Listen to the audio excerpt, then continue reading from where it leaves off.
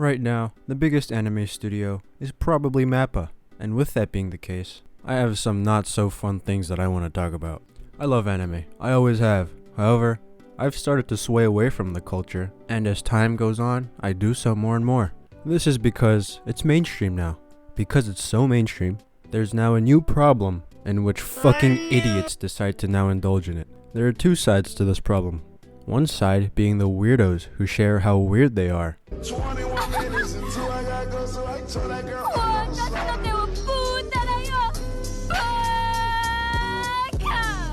What? The other, more important side of the coin, is the people who have nothing better to do than sit on Twitter and cry about things.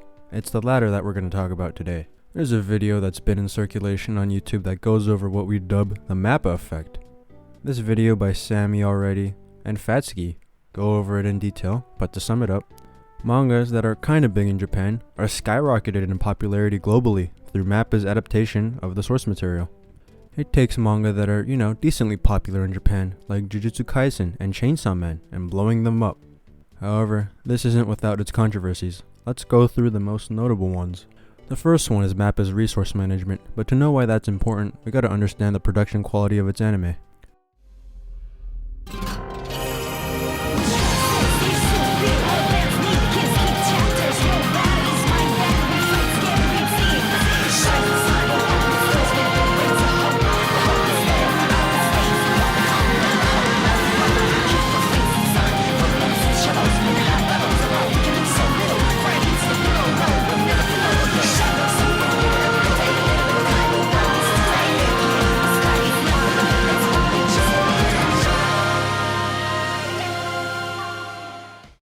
Jujutsu Kaisen is the magnum opus of the studio, and so, a lot of the internal resources at MAPPA are dedicated to it.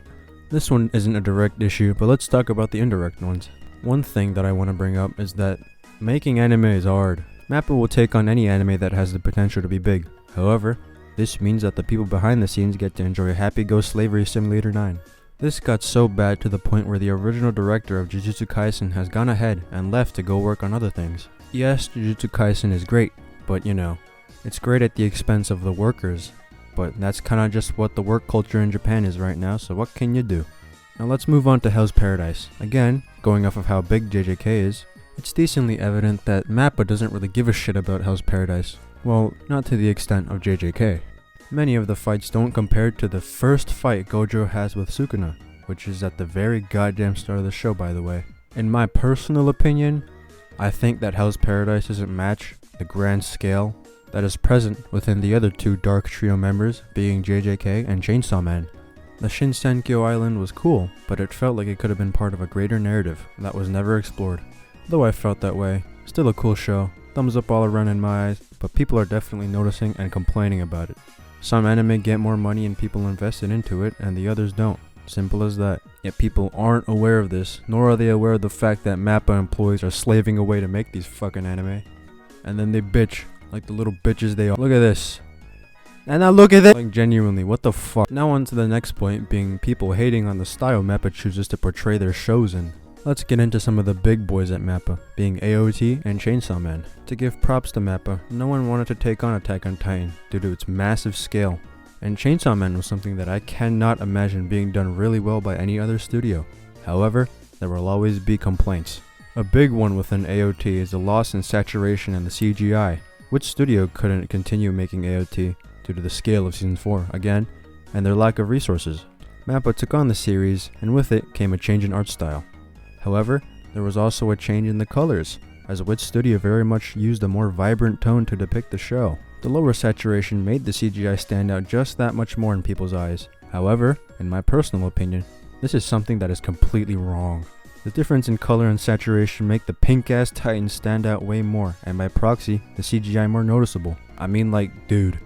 I also don't mind the loss in saturation, as it helps emphasize the difference in tone and narrative between Season 3 and 4. Until the third season, we've had the perception that there are good and bad guys, the people of Paradise against the bad Titans that haunt the outside world. However, after realizing all that the Titans are, there was no more good and bad, only a moral gray.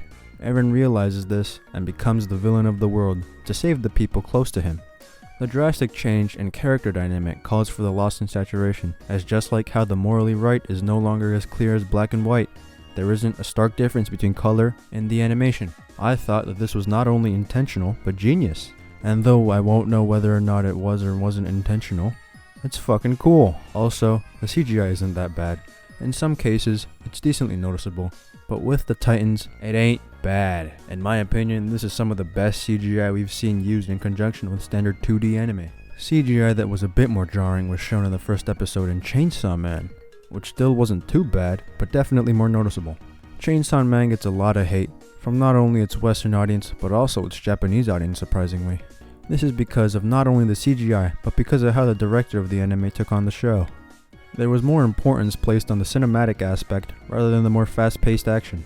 That being said, this choice was something that I completely agree with. The show doesn't pride itself in the action, rather the characters and how they develop through the show. I made a video on the development of the characters if you want to go, wink wink. Go check it out, wink wink. If you replaced the zombie devil with the ghost devil, not much would end up changing. However, replacing Power with someone who resembles maybe someone like Sakura would completely ruin the dynamic of the main trio, and would cancel out a lot of what made Power so sentimental and important. The emphasis in character means that in order to understand all that the plot is trying to convey, there should be more importance put into the characters rather than the action. Of course, there is going to be overlap, but I totally agree with the cinematic decision and the director of the show that Ryu Nakayama made. Think about it. When you think cinematic, you think movies. All movies, except for the shitty Marvel ones, have a beginning, middle, and end. Part 1 of Chainsaw Man has a beginning, a really long and action-filled middle, and a very heartfelt end.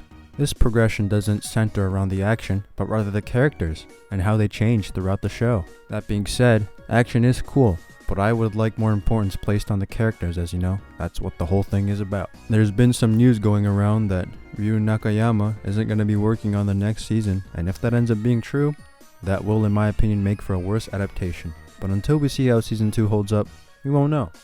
Now with that out of the way, let's talk about why I, as an anime watcher, don't think that watching anime is cool at all. These are issues that are present in the world of anime. Now you would think that people would take the anime for what they are and appreciate the effort and care put into them. Yet, we don't. We see CGI and start fucking wailing. We've been blessed with the artistic talent of thousands of people who, as mentioned earlier, are probably treated only a tad bit better than my homeboy Frederick Douglass. And we still complain. To add to this problem, Twitter, or should I say X, is a thing. The inability to accept anime for what it is fucking crazy. Makima doesn't have a good voice actor. Attack on Titan has bad CGI. Hell's Paradise isn't the most insane thing I've ever seen. There's no end to the complaints. Not only that, but people don't have the decency to mention their opinion in a civil manner. Could you imagine being so caught up with a goddamn anime that you're willing to harass a director of one, which ended up in the director of said anime deactivating their Twitter account? This was a real thing that happened with Attack on Titan. It makes you think, these are the fucking people we live with. What's more infuriating is that these people are likely fat lards who sit on their ass because no other person has the time of day to bitch about shit like this so often. Before I get in trouble for hate speech, let's go over all my feelings toward the community. On one hand, there are people who make good content and are completely normal. You know. And then there are people who just aren't that.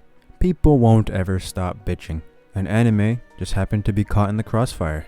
They must proclaim to the world how they don't like this part of this anime on social media while sitting on the goddamn commode. As time goes on, the more and more people associate anime with this kind of community because of how toxic it is at times. For every Giguk video, there's 20 spam comments on how the Chainsaw Man anime was dog shit.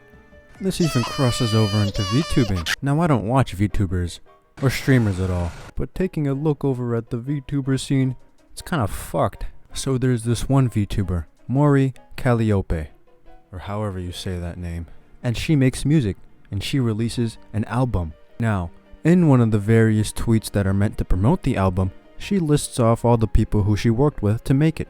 Now, there are people who hate on this woman, and that's alright. But it's not alright when it starts to affect her business. They hate her so much to the point where they would go and look for one of the people that she collaborated with and then spam their Twitter. claiming that she was a terrible person and she's racist and a homophobe and all that. Stuff that she did not do. And then, the same guy who worked with her called off any promotion that he was gonna do for the album. Can you fucking believe it? Could you imagine releasing an album that you've worked pretty hard to make and then people shit on you for it for no reason? That shit is mind-boggling. It's hilarious, but also kind of like, what the fuck is wrong with you guys? Anyways, that's all I have to say. So with that being said, for the love of God, stop being so damn attached to something on a screen, and I'll see you ugly fat fucks in the next one.